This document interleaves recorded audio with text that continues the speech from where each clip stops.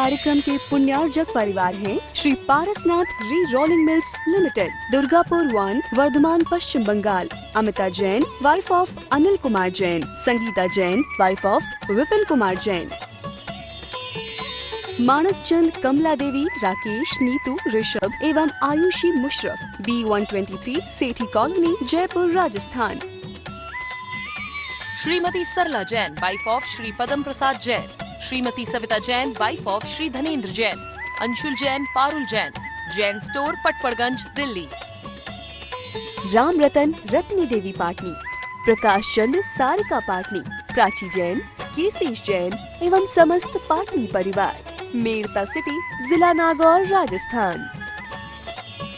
दिवंगत श्री मोहन लाल जी पाटनी कलकत्ता की पावन स्मृति में सौभाग्यमल राजकुमारी सुनील, संगीता, साहिल, प्रज्ञा एवं उत्सव कलकत्ता, टीकम सुशीला, नवनीत, अनामिका, विकास, श्वेता एवं सिद्धांत बेंगलोर, बाबूलाल, शकुंतला कलकत्ता, अरविंद, रेणु एवं यशवर्धन बेंगलोर। जय जिनेन्द्र यस्य स्वयं स्वभावाप्ति प्रभावे कृष्ण कर्मणः तस्मै संज्ञान रूपाय नमोस्तु परमात्मने। पंच परमेष्ठी भगवान की जय। पिछली ज्ञानशाला में ये बताया था कि धर्म के लिए या किसी कार्य के लिए धन आवश्यक है, तो फिर धन कमाने के लिए आप मना क्यों करते हैं? हम धन नहीं कमाएंगे तो पुण्य कैसे करेंगे? तो आचार्य ने अगला श्लोक लिखा है, देखें।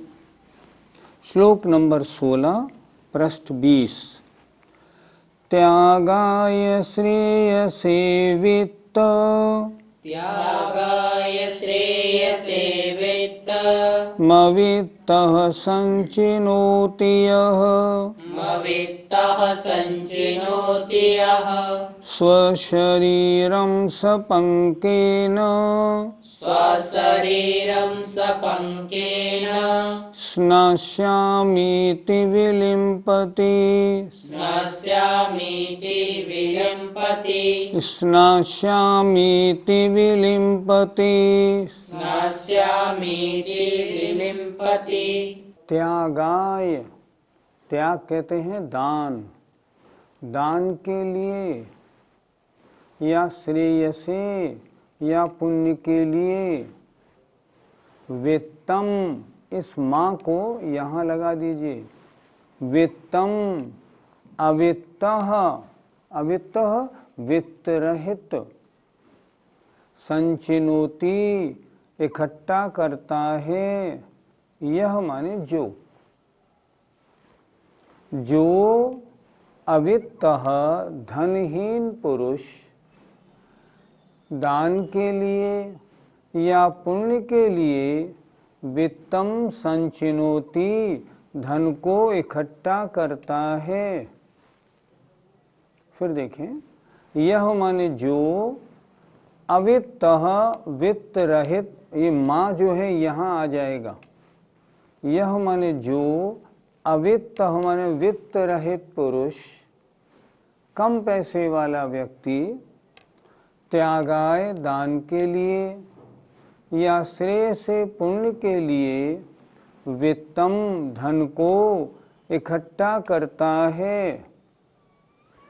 स माने वह, स्वशरीरम अपने शरीर को, पंकेन कीचड़ से, पंक माने कीचड़, कीचड़ से स्नास्यामि इति विलिम्पति, स्नास्यामि मैं स्नान करूँगा इसलिए, विलिम्पति लिप्त करता है। कोई व्यक्ति है वो अपने शरीर पर कीचड़ लगा रहा है। किसी ने पूछा, भैया शरीर पर कीचड़ क्यों लगा रहे हो? मुझे नहाना है अभी, तो नहाने से पहले कीचड़ लगा लूं फिर नहाऊंगा। इसीलिए कह रहे हैं यहाँ भी, धन कमाने में पहले तो पाप किया और धन कमाया, अब तुमने धन क्यों कमाया? इससे पुण्य कमाऊंगा। ये कौन सा न्याय है? देखिए क्या कह रही है, सा माने वह, पंकेन कीचड़ से, स्वशरीरम, स्वशरीर माने अपने शरीर को, विलिम्पति लिप्त करता है। क्यों लिप्त करता है? स्नास्यामि, मैं स्नान करूंगा इसलिए। तो ये तो गलत बात हो गई। फिर एक बार देखें, यह माने जो, अवित्त माने धन रहित पुरुष, त्यागाय दान के लिए या पुण्य के लिए, वित्तम माने धन को इकट्ठा करता है। वह ऐसा है जैसे वह पंकेन कीचड़ से अपने शरीर को लिप्त करता है। क्या कहता है? स्नास्यामि, मैं स्नान करूंगा। तात्पर्य क्या है? आचार्य क्या कहना चाह रहे हैं? धन कमाने में पाप होता है, बिना पाप के धन नहीं कमाया जाता। मैं इसलिए धन कमा रहा हूँ ताकि मैं दान कर सकूं, पुण्य कमा सकूं। तो पहले धन कमाने में पाप किया, कीचड़ लगाई, बाद में नहाए। इससे अच्छा तो यह है ना, कीचड़ ही मत लगाओ तो नहाना नहीं पड़ेगा। ये आचार्य कहना चाह रहे हैं। इसलिए अगर कोई अवित्त, कोई धन रहित पुरुष इसलिए धन को इकट्ठा कर रहा है कि मैं दान दूंगा या पुण्य कमाऊंगा, तो उसका वह ऐसा ही समझना जैसे वह कीचड़ से अपने आप को लिप्त करता है, अपने शरीर को। यह कहता हुआ मैं स्नान करूंगा। पंडित जी, दान से तो पुण्य होता है, उसको यहाँ बेकार क्यों बताया? समुद्र कैसे भरता है? गंदी नदी नाले सबसे समुद्र भरता है। उसी तरह संपत्ति कैसे बढ़ती है? बिना पाप के संपत्ति नहीं बढ़ती। आचार्यों ने इस बारे में खूब लिखा है। बिना पाप के संपत्ति नहीं बढ़ती। हमने माना कि दान देने से पुण्य होता है, लेकिन पहले पाप करे और संपत्ति बढ़ाए, उसके बाद दान करे तो हिसाब बराबर हो गया। फायदा क्या? इससे तो अच्छा है कमाए ही नहीं। इससे तो अच्छा है कमाए ही नहीं। ये यहाँ पर कहा जा रहा है, ये यहाँ कह रहे हैं आपने पहले पाप किया और धन कमाया, बाद में उस धन को आपने दान में दिया, उससे पुण्य कमाया, हिसाब बराबर हो गया। हाँ, हम ये मानते हैं जिस व्यक्ति को विरासत में करोड़ों रुपए की संपत्ति मिली हो, मान लो किसी के पिताजी का स्वर्गवास हुआ है और वो उसको बहुत सारी जायदाद या संपत्ति छोड़ गए हैं, किराए की आमदनी 10-20 लाख रुपये महीने की आती है, ऐसे व्यक्ति को अगर वो दान करता है बिल्कुल महान पुण्य का बंधु होता है। लेकिन पहले पाप किया और उसके बाद फिर दान दिया तो कोई लाभ नहीं। क्या बिना पाप के संपत्ति नहीं बढ़ सकती? आप सब पढ़ने वाले मुझे किसी एक ऐसे व्यक्ति का नाम बताओ जिसके पास संपत्ति तो खूब हो, लेकिन जिसके संपत्ति उपार्जन में पाप नहीं हो। ऐसा कोई व्यक्ति नहीं मिलेगा। जितने भी बड़े बड़े कारखानेदार, बड़े बड़े व्यापारी, जितने बड़े पैसे वाले हैं, सबके पास महान उद्यमी हिंसा होती है। और उद्यमी हिंसा होके वो जो कमाते हैं ना, वो हिंसा होने के कारण उसमें कितना पाप हुआ खुद हिसाब लगा लो। आपको एक भी व्यक्ति का नाम ऐसा नहीं मिलेगा जिसके पास पैसा तो हो लेकिन जिसके व्यापार में हिंसा नहीं होती हो। किस कारखाने में हिंसा नहीं होती? जितने भी बड़े बड़े उद्योगपति हैं, सबके कारखाने आदि में महान हिंसा का काम होता है। इसलिए ज़्यादा संपत्ति बिना पाप के कभी इकट्ठी नहीं होती। नीति में तो इसके लिए बहुत सारे श्लोक मिलते हैं। पंडित जी, अगर इस तरह धन इकट्ठा नहीं होगा तो फिर मंदिरों आदि में दान कैसे होगा? मंदिर आदि बनाने में अगर किसी ने अपनी फैक्ट्रियों से पैसा कमाया और पैसा कमा के दान में दिया तो इतना ज़रूर होगा कि पैसे कमाने में जो पाप लगा वो पाप धुलेगा, लेकिन पुण्यबंध कैसे होगा? पुण्यबंध तो जब होगा जब शुद्ध कमाई होगी और शुद्ध कमाई दान में दी जाएगी। इस श्लोक क्या कह रहा है? श्लोक बिल्कुल स्पष्ट कह रहा है कि अगर आपने पहले पाप किया और पाप करने के बाद धन कमाया और दान दिया, ये तो ऐसे है कीचड़ लगाई और फिर बाद में बोले मैं नहाऊंगा दान दूंगा। इससे अच्छा तो ये है कि ना पाप करके कमाओ ना पुण्य करने दान करके पुण्य कमाओ, नहीं तो हिसाब आपका बराबर। आपने 1 करोड़ कमाए और 1 करोड़ आपने दान में दिए, नहीं आपको कोई विशेष पुण्य फल नहीं मिलेगा। क्यों? पाप भी हो गया माइनस, पुण्य हुआ प्लस, हिसाब बराबर हो गया। श्रावकों को शास्त्रों में दान करने का आदेश क्यों दिया गया है? दान देने का आदेश इसलिए है ताकि आपके व्यापार में, आपके घर गृहस्थी के कार्य में आपने जो आरंभ किया और जो पाप कमाया है उस पाप का धोना कैसे होगा। समंत भद्र महाराज ने बहुत अच्छा एक श्लोक लिखा है और उसमें उन्होंने लिखा है जैसे पानी के द्वारा गंदगी धोई जाती है उसी तरह गृहस्थ को दान अवश्य देना चाहिए ताकि उसके नित्य लगने वाले जो पाप, नित्य के व्यापार में, घर गृहस्थी के कार्य में जो पाप होते हों वे पाप नष्ट हो जाएं, गल जाएं, धुल जाएं। इसलिए गृहस्थ को दान देना बहुत जरूरी है।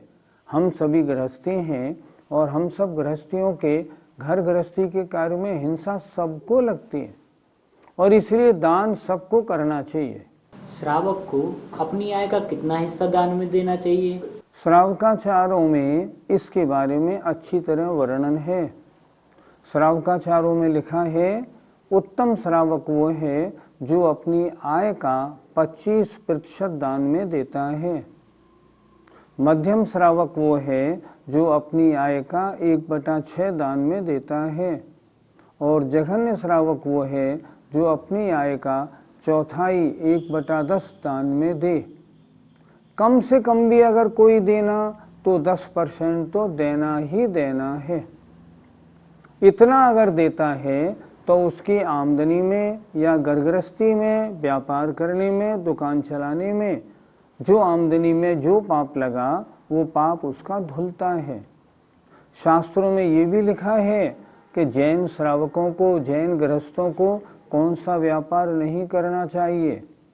उन्होंने लिखा है जिस व्यापार में बहुत अधिक हिंसा होती है वो जैनियों के योग्य व्यापार नहीं।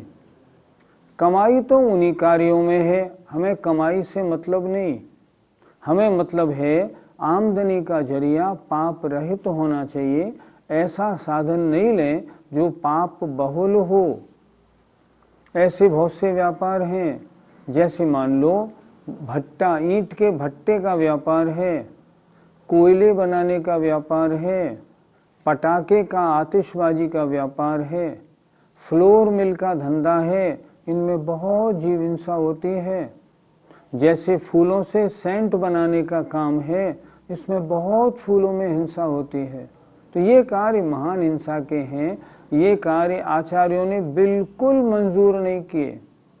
जैनी है इन कार्यों को बिल्कुल ना करे, स्पष्ट लिखा है आचार्यों ने। और अगर करता है महापाप का बंध करता है। धन नहीं होगा तो गृहस्थी के भोग उपभोग कैसे बनेंगे? इसलिए धन तो जरूरी है।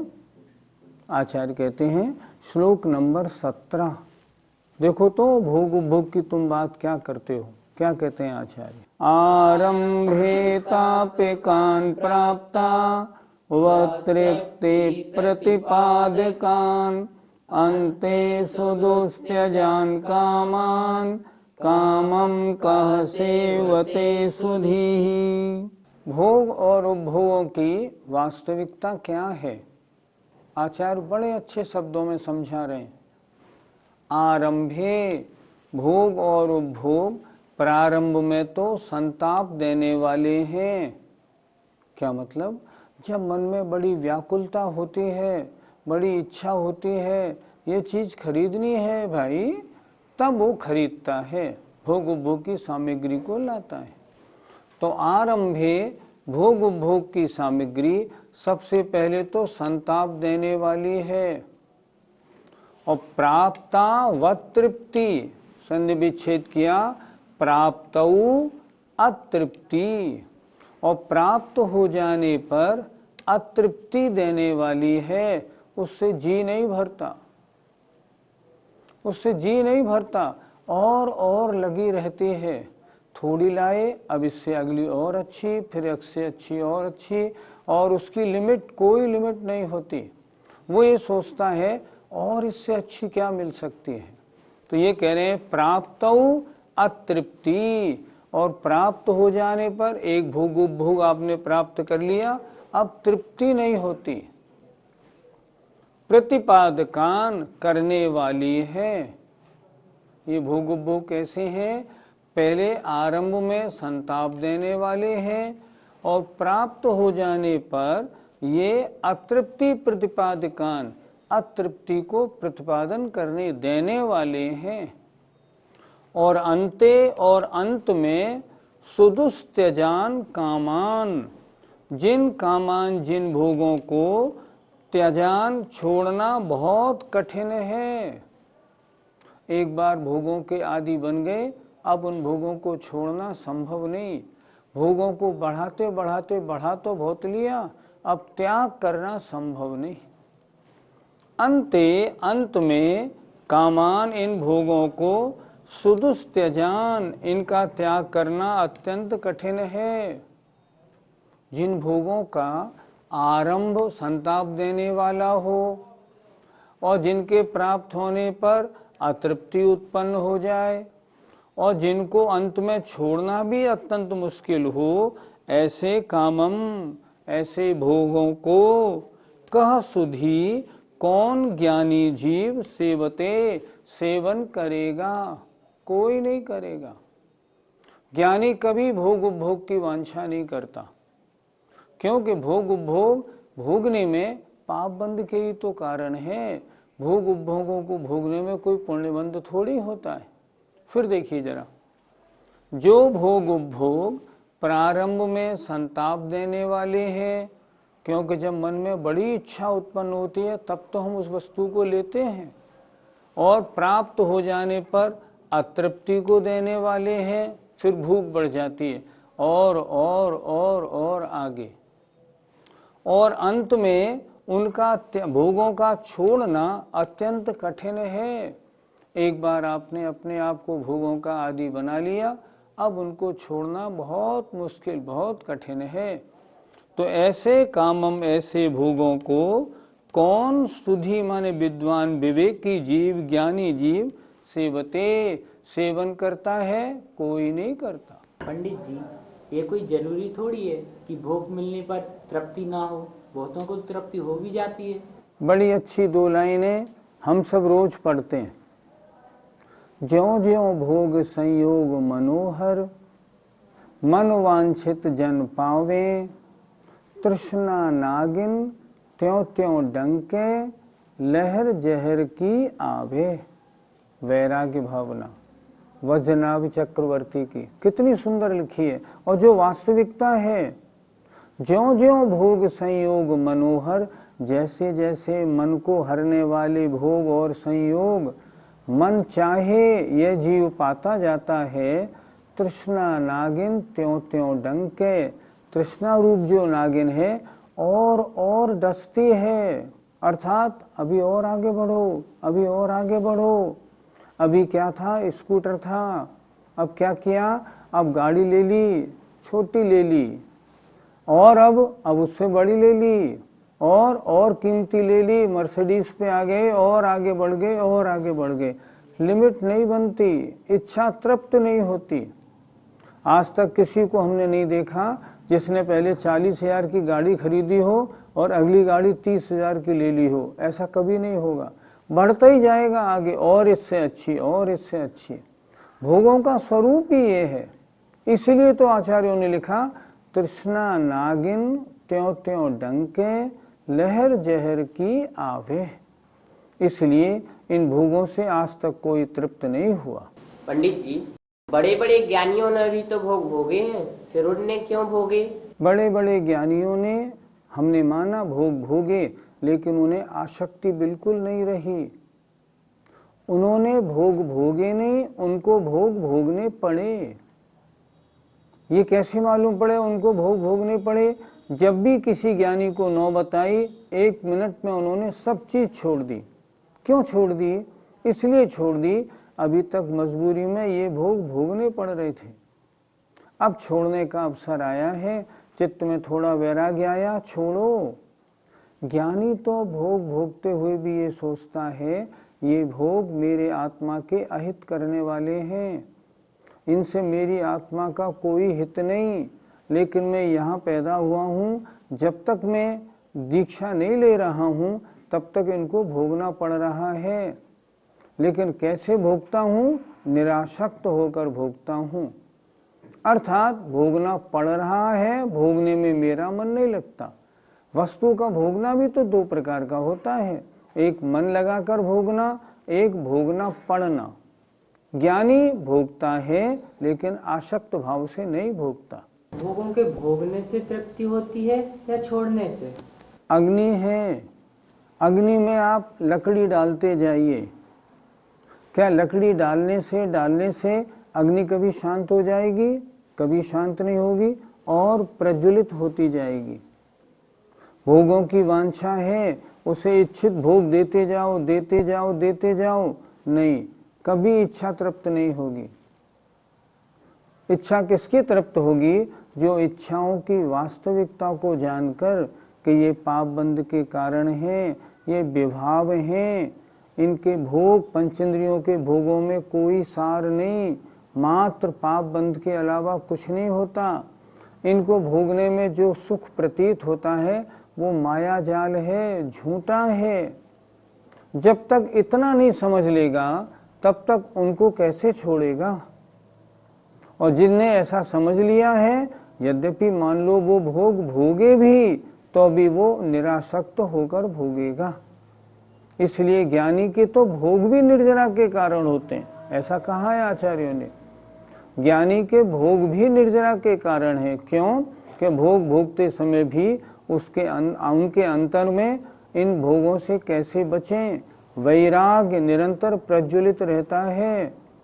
इसलिए ज्ञानी के भोग भी पाप बंध के कारण नहीं होते। हमारे पूर्व कर्म के उदय से, पूर्व पुण्यों के उदय से हमें भोग की सामग्री मिली है, तो इसको भोगने में कैसा दोष?